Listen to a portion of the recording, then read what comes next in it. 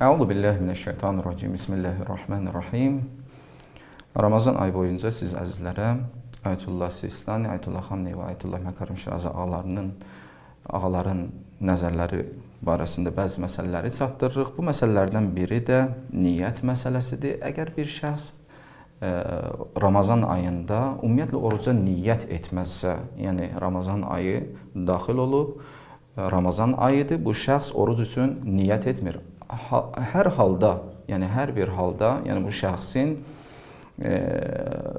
baxmayaraq ki, niyyət etməyib, amma digər muftiratlardan da istifadə eləmir. Yəni orucu batil eləyəcək işlərdən də, yəni orucu batil eləyəcək işlər də görmür. Məsələn, yemək yemir, su içmir və digər o orucu batil edən işlər ki var, o işlərin heç birini yerinə yetirmir. Hər bir halda əgər bu şəxsin niyyəti yoxdursa, ağlar buyururlar ki, bəs bunun orucu yoxdur.